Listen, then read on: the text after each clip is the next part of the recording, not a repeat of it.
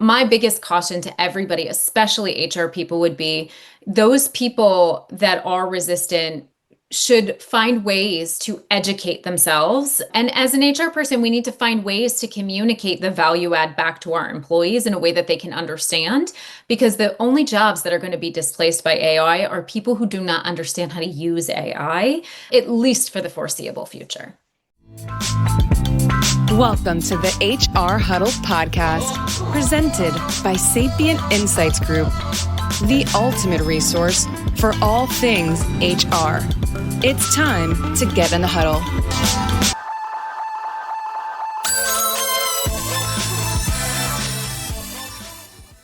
Hey everyone, welcome back to the HR Huddle. I'm your host, Teri Zipper. I'm the CEO and managing partner at Sapient Insights Group, and I'm back for another exciting episode of HR We Have a Problem. This is the show where we like to break down the big and most relevant HR issues of the day.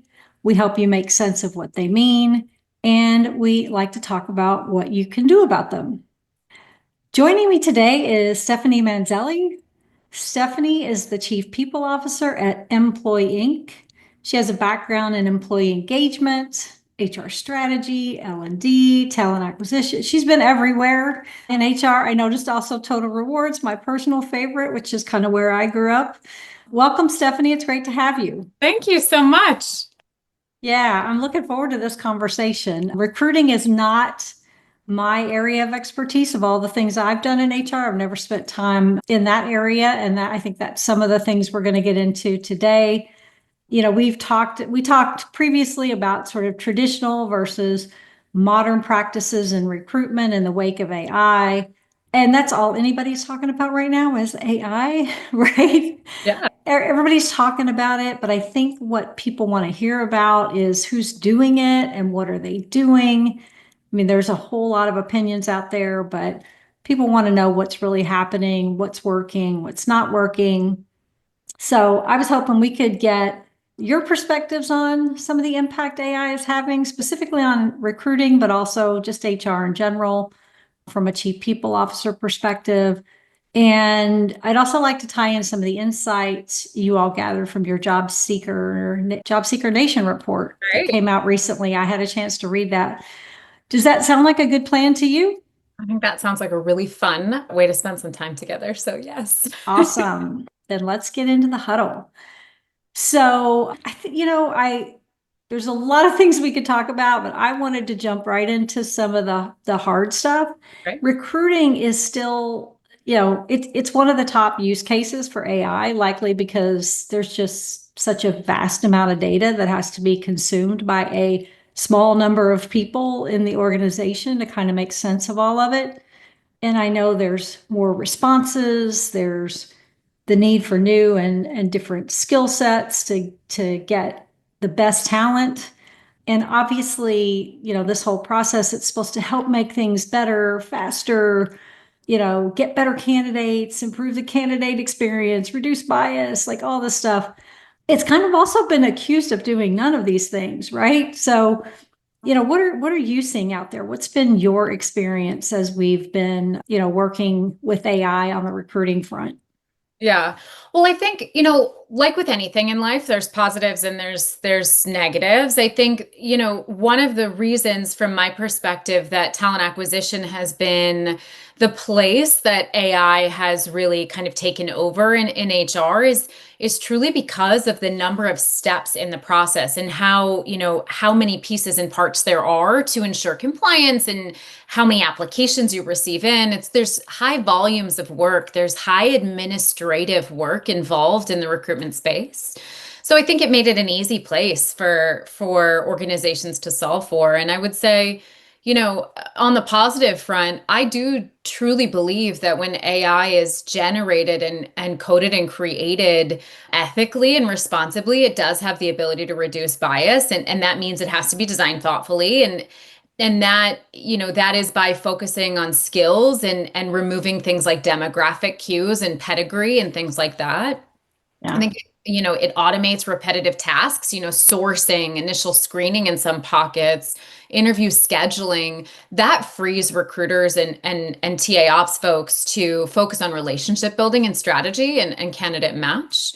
And I think, the last place I would say that I've seen real positives is in predictive analytics. So helping us forecast things like turnover risk, quality of hire, performance potential, match, all of those things I think are huge, huge positives in the TA space for AI.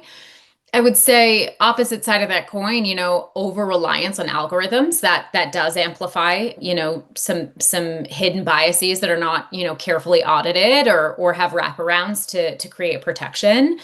I think in some pockets when you are not shopping for the right tools and technology, it can perpetuate the belief that human judgment is not part of the process, and it has to be. It's critical for assessing cultural fit and leadership potential, which is why I think the recruiter's role is even more important now. And I would say, if you're again over reliant on it, you can depersonalize the process and the candidate experience maybe isn't as thoughtfully maintained. And so I think it's really important as an HR person and as a TA person, you're balancing the use cases of where you're implementing your AI. Yeah, yeah, you're right. And you really do have to set that balance of what's the automation part of this equation and what's the human's role? And it makes the human's role so much more critical in this process, right? So how have the roles in the recruitment and talent acquisition space changed? What are you seeing there in terms of like what people are looking for those jobs, right? Yeah. Yeah. The skill of a recruiter, like what a company is looking for a recruiter, or how the recruiter's role has shifted. How the recruiter's role has shifted, I think would be interesting to people as they think about, as they start to deploy this kind of capability, what are they going to need to do to upskill their talent acquisition team, or what are they going to need to look for in their next hire? Yeah. It's so funny. When I started in the TA space, I started as an assistant at an organization, and I loved my manager at the time, and she was teaching and training me so much about how to source and find great candidates.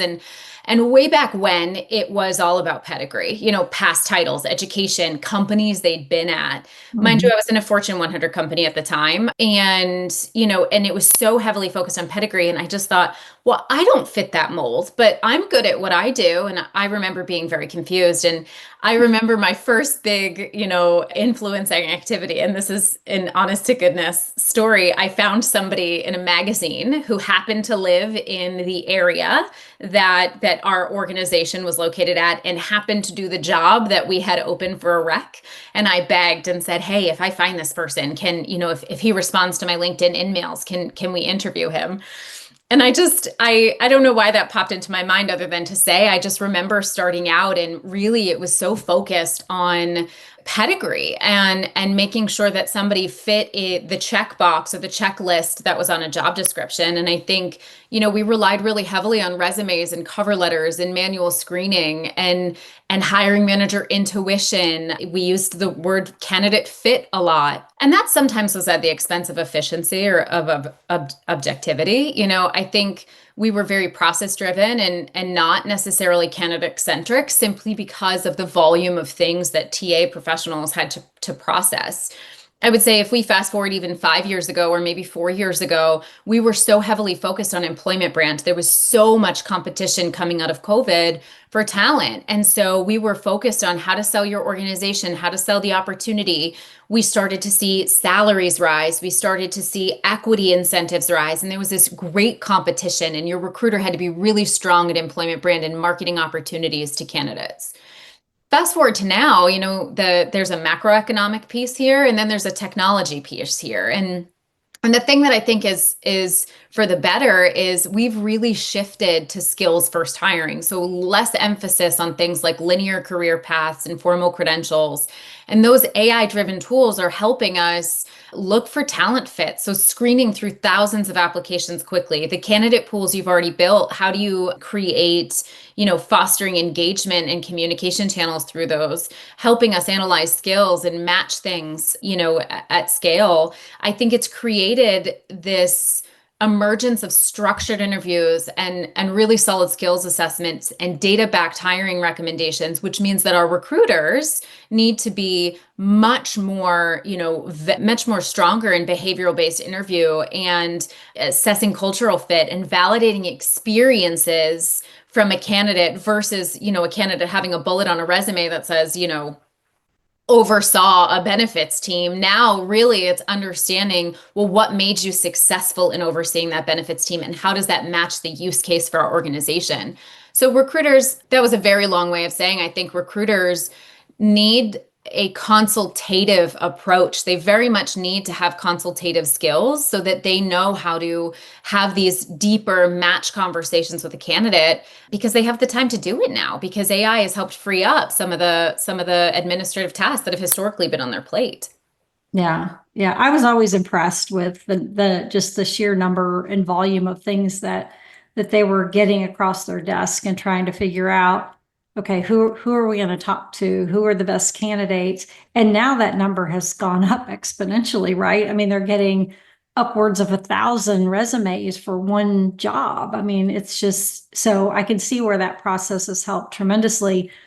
And I've always been really impressed at those people who can find people that aren't even looking for the job, right? And so I think that's another thing that AI has really helped more people be able to do is, I'm not finding anybody in this mix. How do I go find somebody who, hasn't even applied? Like, that data's out there. You can find those people. They're always trolling you on LinkedIn and things like that. So, And um, I did that. One of my yeah, jobs was sourcing strategy. I was in a TA strategy team, and one of the jobs that I had was in those really hard to fill roles. What is the really unique strategy that we can support our recruiters with to figure out, or our sourcing team with, to figure out how to attract talent in all of non-traditional pools and non-traditional ways of attracting them.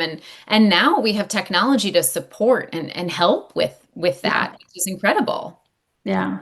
What are your thoughts on this? I'm sure you've been following this Mobley versus Workday case where, there it's interesting. I mean, I think that's going to have a lot of people are watching this and trying to figure out the potential impact this is going to have. I don't know if it'll really go anywhere, but it seems to be at least making it through the early rungs of a lawsuit case. So I think it'll be interesting for this particular area and AI in particular.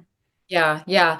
I think everything has the potential to go sideways in life. And I think that's why it's really important, as I evaluate technology for my team and then just generally in my career, I do a lot of consulting. So the organizations that I support, making sure that you are partnering with organizations that have ethically and responsibly created their AI. For us at Employ, one of the things that all of our products have a wraparound and are indemnified by IBM Watson.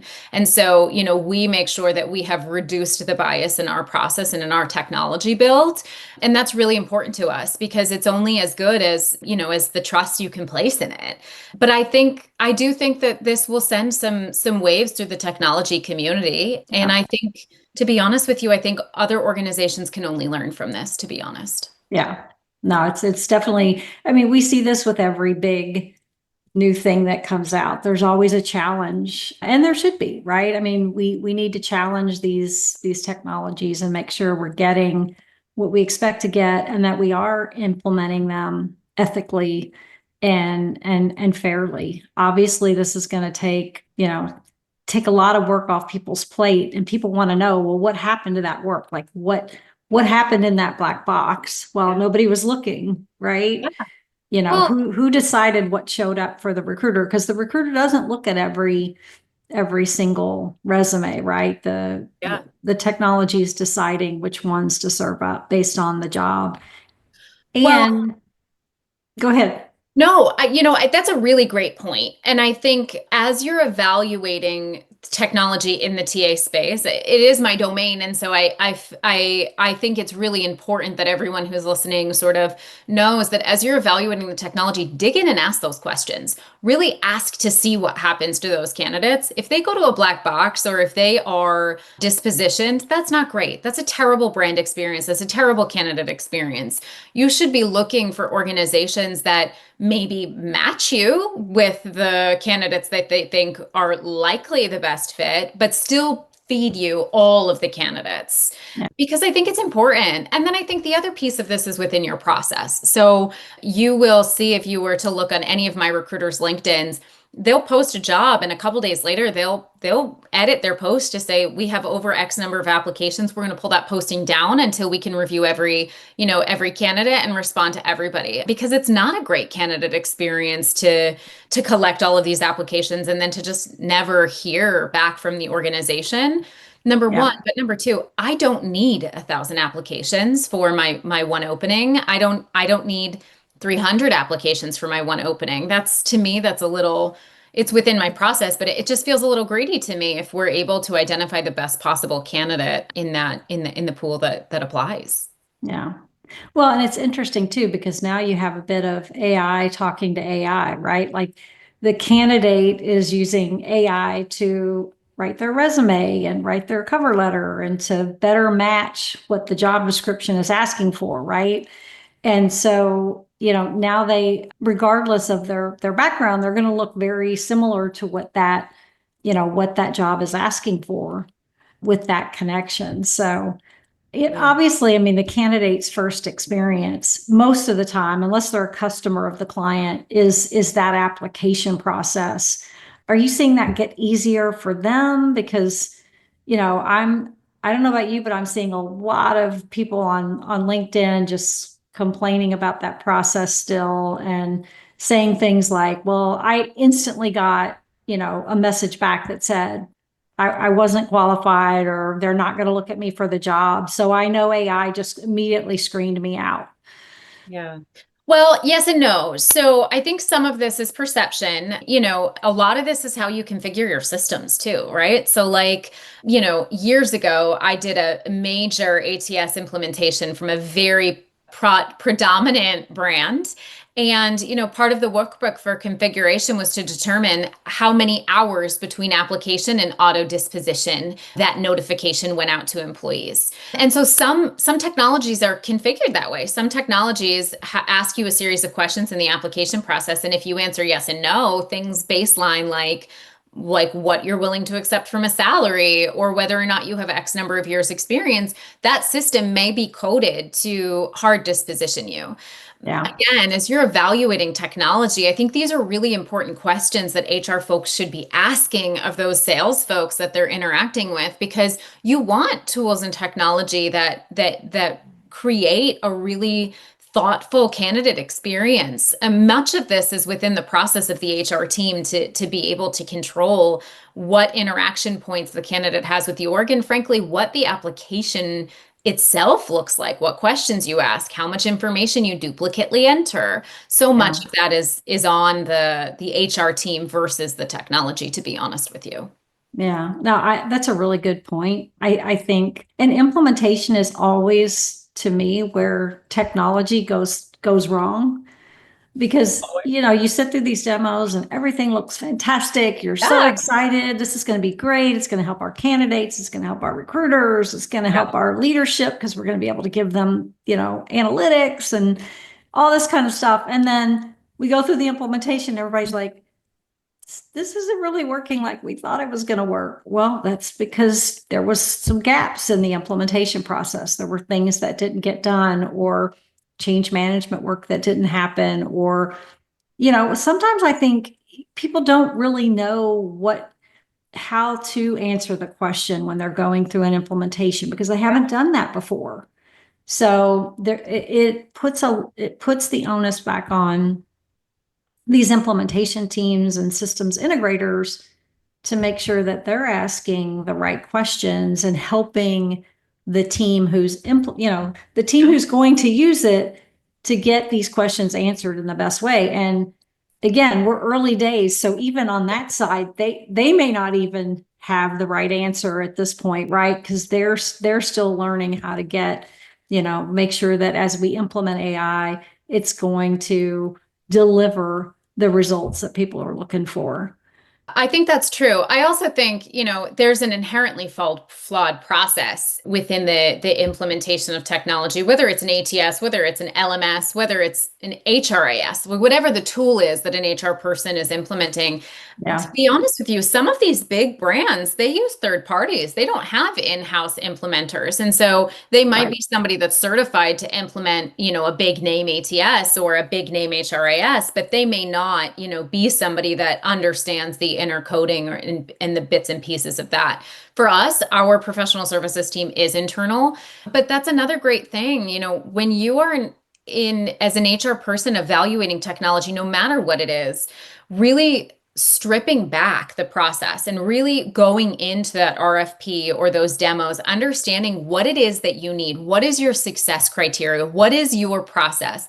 And then you can ask laser focused questions through either the evaluation or the implementation that helps you get the net result that you need. So often we know we have a need. I knew that I needed a leave management tool, but I'd never implemented a leave management tool in the past. And so I didn't know what questions to ask. And so I went to my network. I started to look at the organizations that we were evaluating and saying, what does your implementation process look like? What is your checklist? What is your, workbook? So that I could understand what are the implications to the decisions that I'm making. So much of that prep work we often overlook because we say we have a need and we just want to fill the need. There's a lot of prep work to do to make sure that you're selecting the right tool and technology. And you should always be partnering with vendors that are supporting you either with toolkits or resources or sharing this information through the process so that it makes it easier for you on the implementation side. Yeah. And our need to get things done faster has only gotten worse, right? I mean, it's that whole planning phase. As somebody who's spent, a lot of my time in project management and change management, it's that there's when you're doing those things, my favorite saying is there's never time to do it right, but there's always time to do it twice. Because how many people do you work with that are just like redo the implementation Yes. a year later because they didn't take the time to get it right the first time? And I think we're going to see just as much of that now with the implementation of AI, because there's still a huge change management component of this, right? It's not just going to take over and start running things. You're still going to have a big impact to your people, how those new job processes, what they look like, how people's roles are going to evolve. I know you've had some background in that, just on a global scale. What are you seeing there? Like, how are you seeing are you seeing a change in the way people are approaching change management in terms of these implementations? And what does that look like?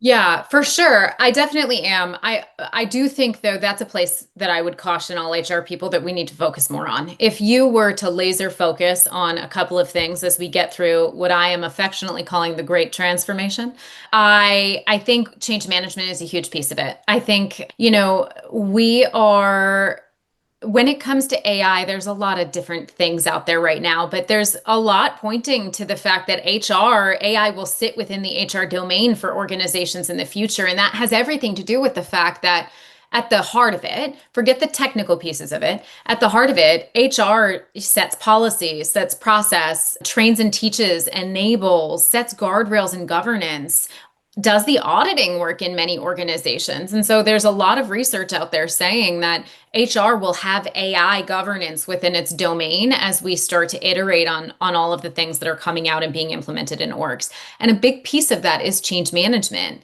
and ensuring that you have the right use case, you have the right story for what is this going to, what's the value add back to the business and to the employees? Because it cannot just be about the organization's value for implementing whatever piece of technology you're implementing. How does it actually help your hiring managers? How does it help your people managers and your employees at large?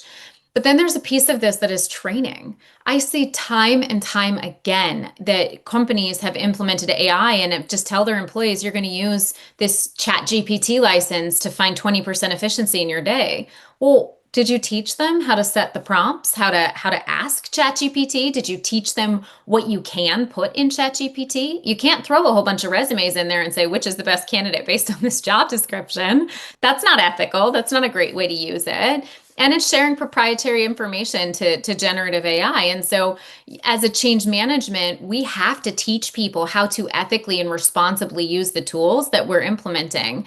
But not just that, how to efficiently use these tools. Because if you're not using it efficiently, then the purpose is not realized for the tool that you've implemented.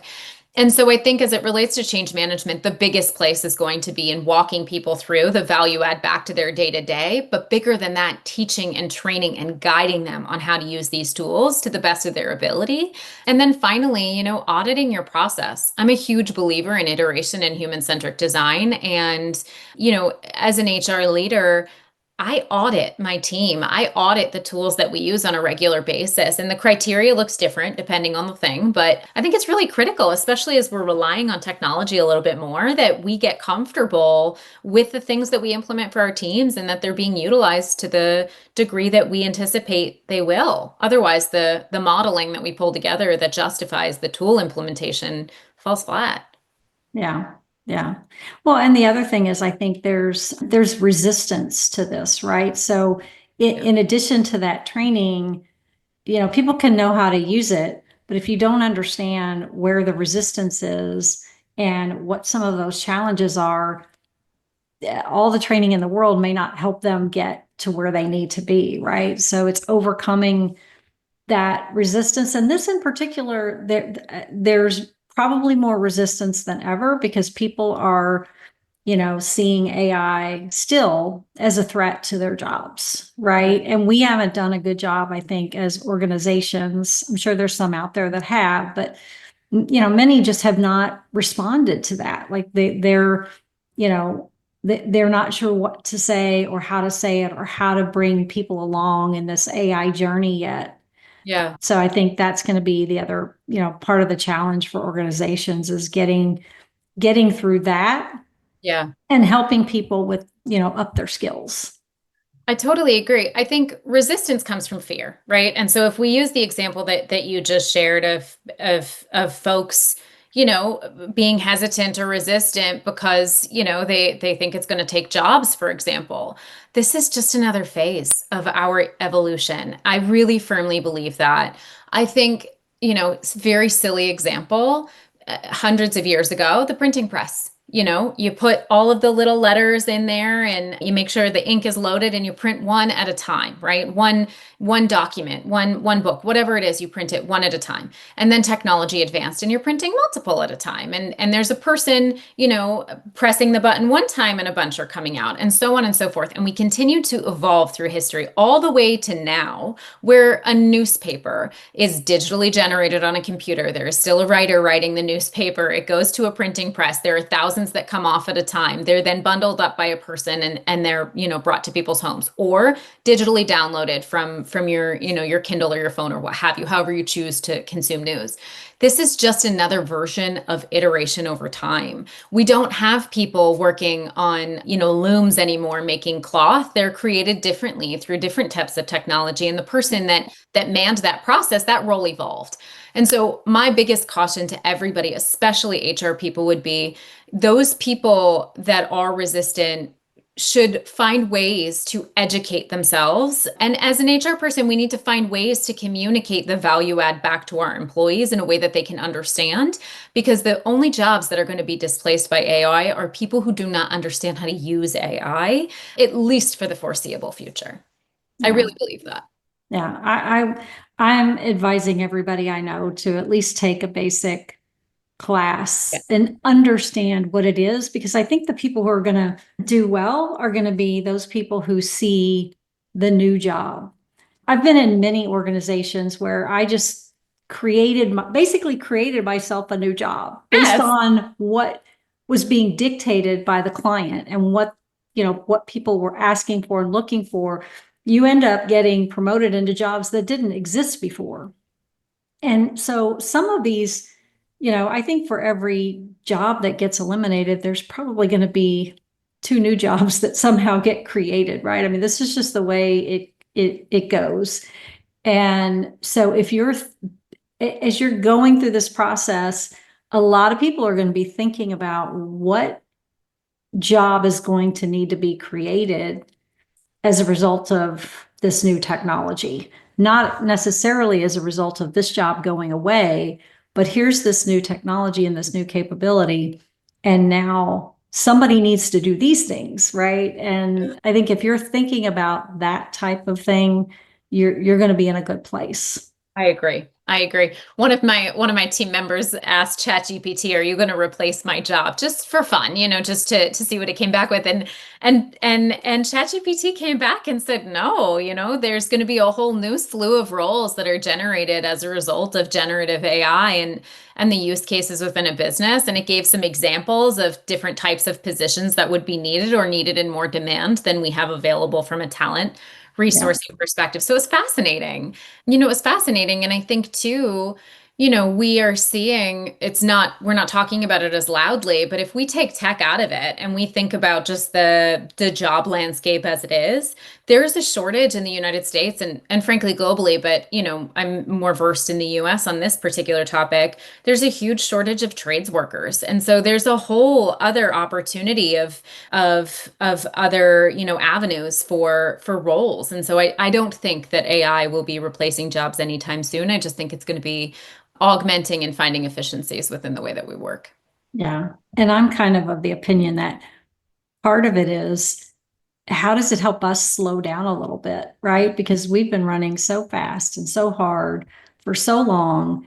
And, we're all talking about mental health and wellness in the organization.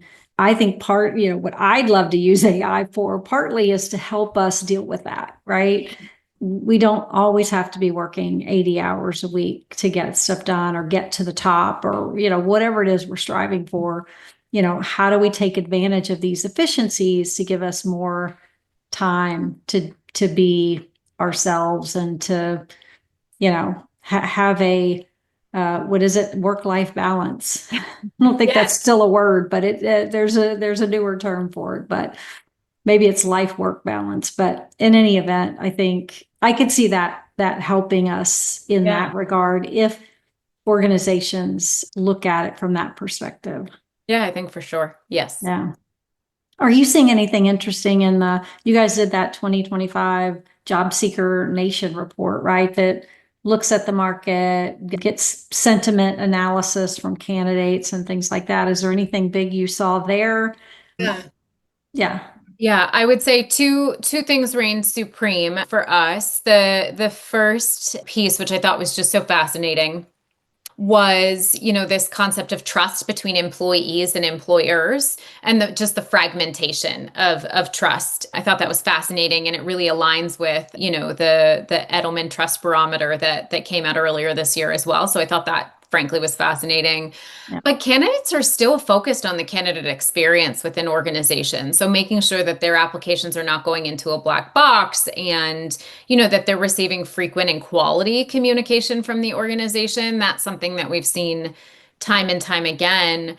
I would say my favorite piece of this report. I loved the report this year. I gobbled it up as soon as we had the analysis back. My favorite part of it was there's this, and if you haven't read it, I strongly encourage you to. There's a section in there about compensation, and it's an overwhelmingly high percentage of those that searched for new jobs and received a job offer. The compensation was either at or above their expectations. And so we keep hearing about comp in the market right now. And it was just fascinating to see that the overwhelming response from our survey participants were saying that the market conditions are favorable from a compensation perspective. So I thought that was fascinating. Yeah, I saw that. I did have a chance to read it. It was a very interesting report. I was at the World at Work Total Rewards 25 in Orlando. Yeah. And I was speaking on pay transparency or basically data transparency in general. And that was a big part of it. what it kept coming down to was having trust in the organization and in the leadership that they're actually telling us what we need to know and being open about, what these opportunities are around pay and things like that. And I did see in I think it was an ADP report where the number of people who felt like their pay, what was the terminology they used? They felt like they were being paid fairly Mhm. was going up. So Yeah. there's some linkage there. I mean, I don't have any facts, but there's obviously linkage there that organizations are becoming more transparent in that area, and people who feel like they're paid fairly, those percentage of people are going up. Yeah. Well, So, and I think that has a lot to do with just how the legal landscape has shifted. There are so many states with pay transparency laws. There are so many organizations that are, remote or hybrid or hire folks across the country maybe that they hadn't in the past. And so mhm. when you run into situations where you operate your business in one of these states, you see more and more, publicly posted compensation information or internally posted compensation information or the tools that companies are using. We use a tool internally for our comp planning that provides transparency to our employees. This is the range of the role, and this is where you fit within that range, and these are the factors that contribute to the why.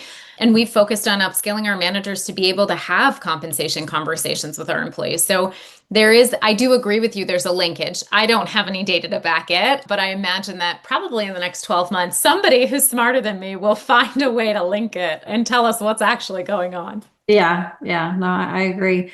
You've talked about a number of things. I think, as we think about bringing AI into the organization, recruiting, or, anything else, right? I mean, there's a lot of other use cases as we start to think about HR Yeah. and what we could automate, all of the compliance stuff. I mean, nobody wants to do that work, right?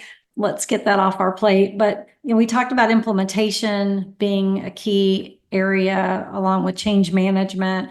We Yeah. talked about looking at your processes. Is there anything else that you can think of that you might leave the audience with today that, they should be thinking about or considering or getting to, starting to work on to make sure that they're prepared for, some of the changes that are coming? Yeah. I think most importantly, I would say, AI is fundamental. It's not going away. And so we have to find ways to adopt it that we feel comfortable with. And so, just wherever you are in the evaluation process, what I would say is you need to look at your unique HR team and your unique organization and say, where are the pain points that currently exist within my HR process?